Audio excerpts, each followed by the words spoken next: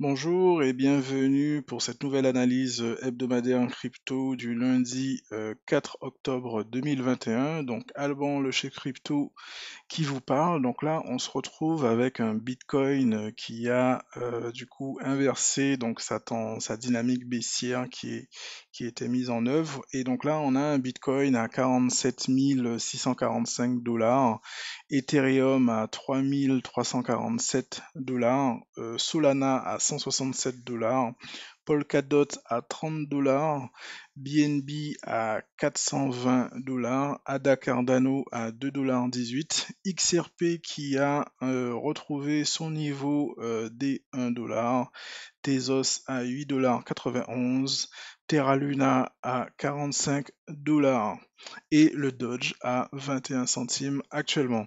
Donc on va regarder un peu la tendance du marché au niveau sentiment. Donc on est dans un indice Fear and Greed actuellement sur le niveau neutre 54, un social index actuellement au moment où je tourne cette vidéo sur Down et un market order flow à la recherche de fortes ventes.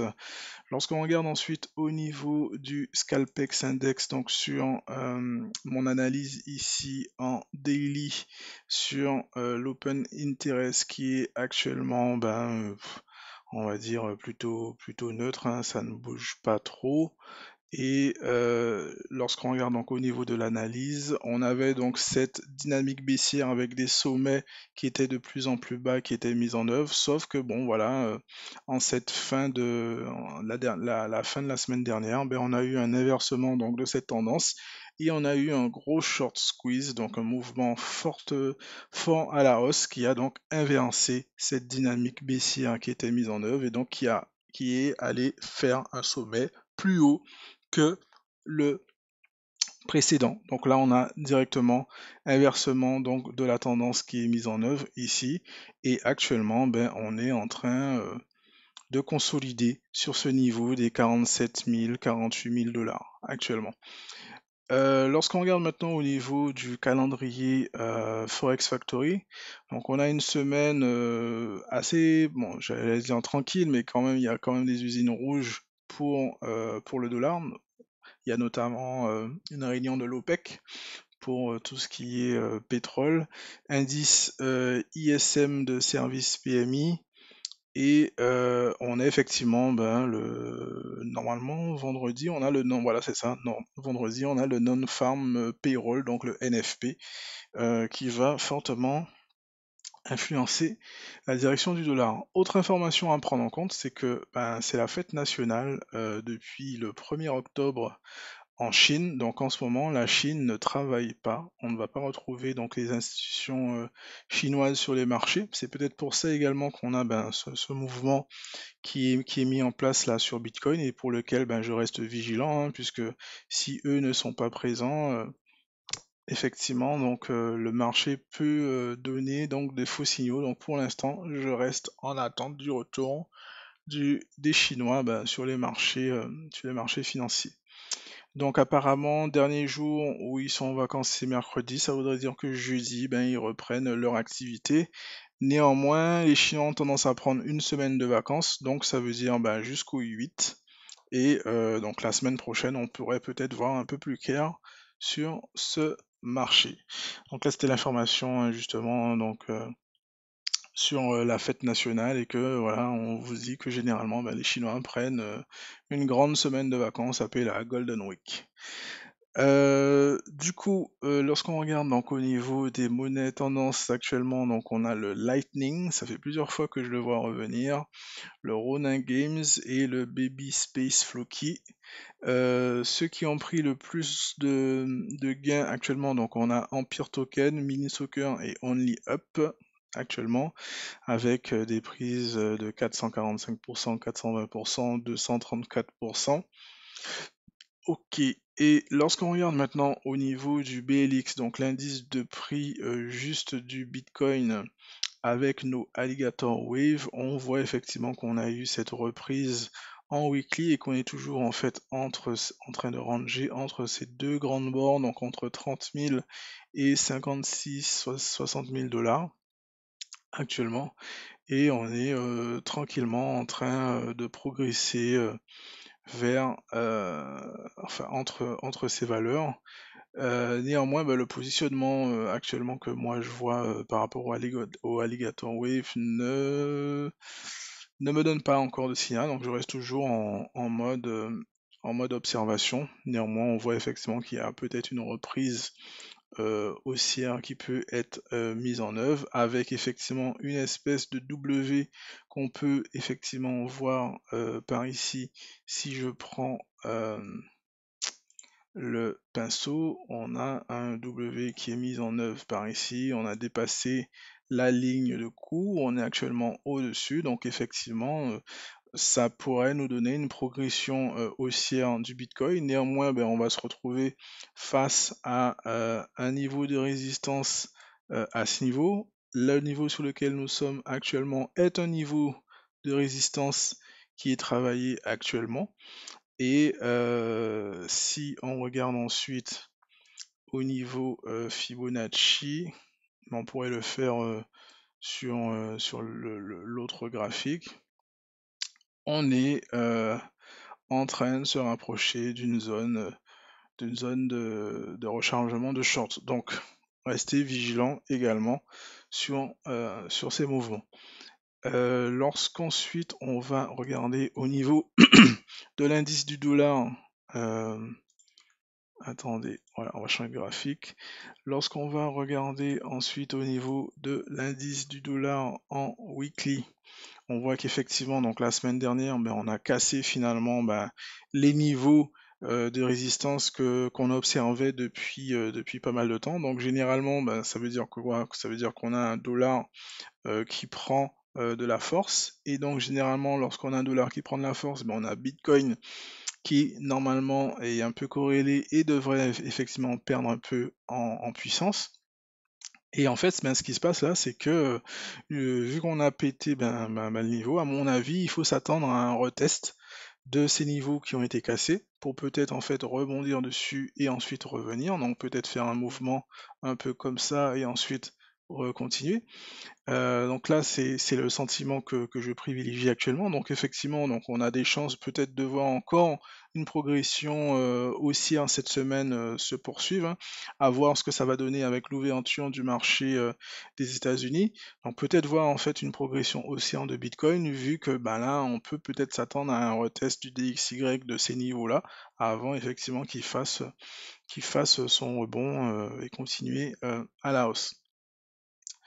Lorsqu'on regarde ensuite au niveau du crypto total, hein, donc si on regarde effectivement le graphique en weekly, donc on peut voir effectivement qu'on a eu cette zone de rebond à peu près vers le niveau des retracements de 0,382 de Fibonacci. Donc on a eu effectivement ce rebond et actuellement, ben, pareil, on est allé chercher donc sa propre zone de rechargement.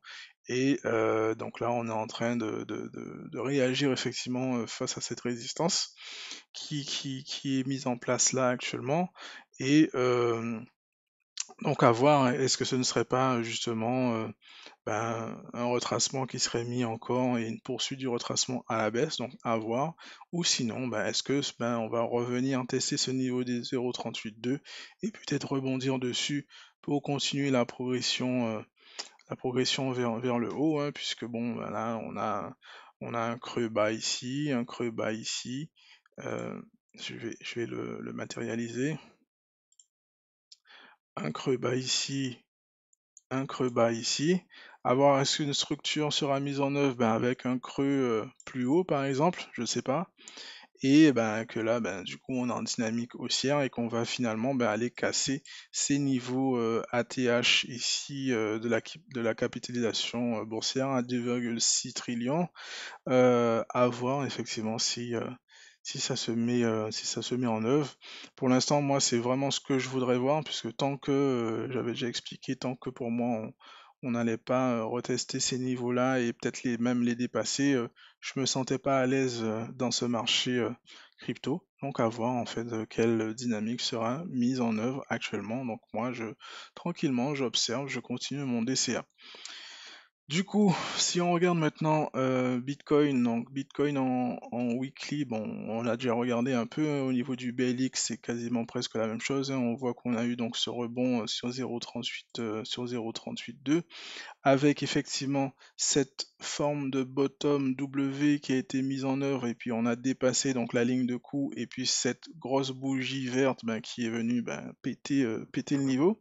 Sauf que maintenant ben, on se retrouve face à cette résistance qui est à ce niveau-là et qu'on est en train de travailler, on est en train de consolider dessus, hein. Lorsqu'on regarde au niveau des volumes profile, ben, c'est une zone plutôt importante, hein, du prix. Et ben, si on casse donc ce niveau, ben, on risque à nouveau ben, d'aller se rediriger vers cette zone-là, donc vers les 54 000 dollars, et aller en fait tester ce niveau de prix. Peut-être effectivement qu'on y irait dans cette semaine, ben, aller tester ce niveau. Sans présence de la Chine qui pourrait donner des informations FUD ou bien euh, faire des shorts au niveau du marché. Pour l'instant, ben, très peu de liquidité sur le marché spot de Bitcoin, donc à voir quel mouvement pourrait être mis en place sur Bitcoin. Lorsqu'ensuite on regarde au niveau d'Ethereum, ben, pareil, hein, on retrouve en fait cette forme de bottom qui est mise en œuvre en fait à ce niveau-là. Et ben pareil, hein, ligne de coup qui a été cassée ici, hein, on les avait déjà un peu repérés depuis la semaine dernière.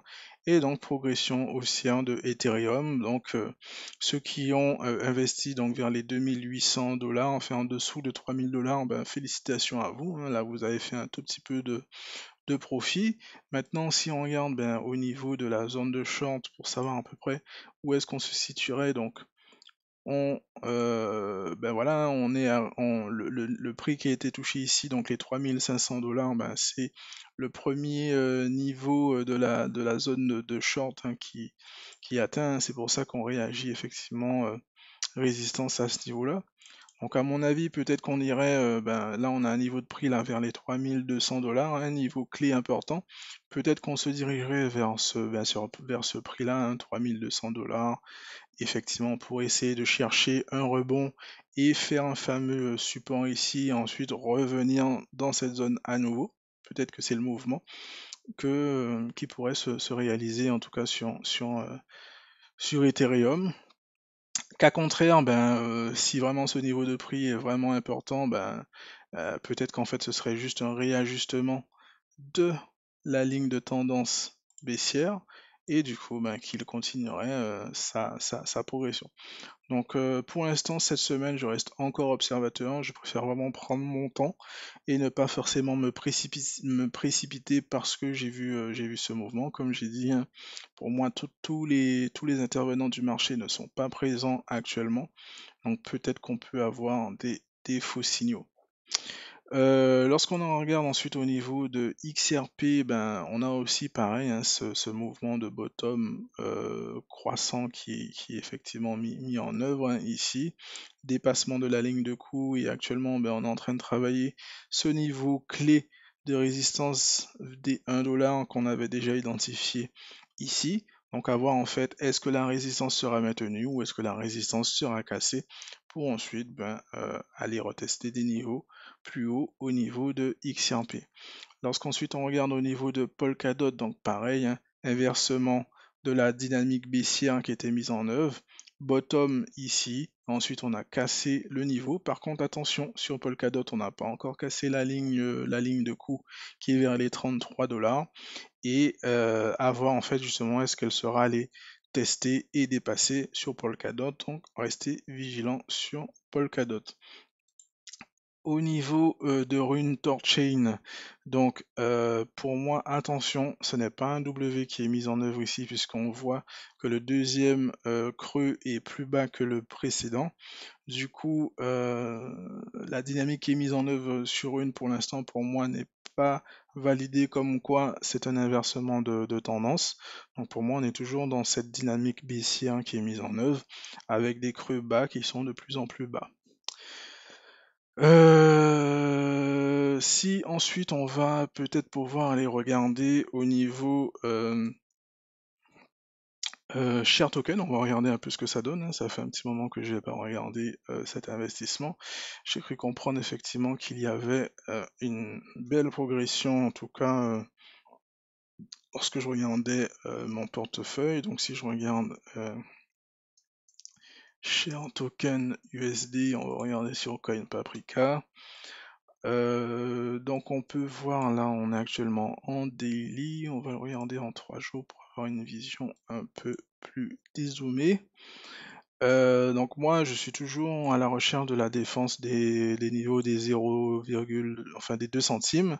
Là actuellement, on est sur le niveau clé des 3 centimes qui maintenant devient niveau clé, hein, puisqu'il est déjà repéré ici, donc il a déjà fait support et résistance à plusieurs reprises, et actuellement, ben, on est peut-être en train de retester un niveau de résistance. J'attends de voir en fait ce qui se passerait. Moi, je serais plus à l'aise de reprendre vers pareil, hein, le niveau des 2 centimes, ou peut-être même des 15 ou 13 centimes sur Share Token. En tout cas, ce sont les niveaux de prix sur lesquels je rechargerai si jamais on y revient. Ensuite, si je regarde au niveau de DYDX, donc le token donc, de cette plateforme décentralisée, donc le DEX, si je le regarde maintenant en une heure, hein, puisque bon, il est plutôt récent, hein, ce token.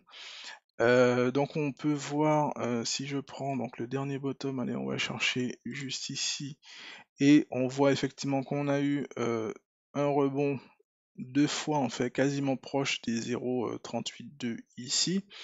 Visiblement, pour moi, DYDX peut aller retester son ATH là actuellement des 27,44 $, et peut-être même peut aller chercher même un peu plus. Donc là, on est au niveau de 25 $ actuellement. Je pense que DYDX peut aller vraiment chercher, aller chercher le double, hein, et peut-être même qu'on peut aller chercher les 50 $, peut-être même dans ce mois d'octobre.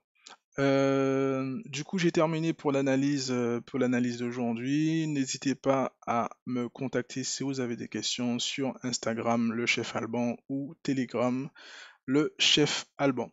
Pour rappel, pas de session de coaching privé sur le mois d'octobre. J'essaye de me concentrer pour terminer donc mon livre et les vidéos des premiers modules de formation. Voilà, pour pouvoir aider les débutants qui cherchent à se former. Passez une bonne semaine et puis à bientôt.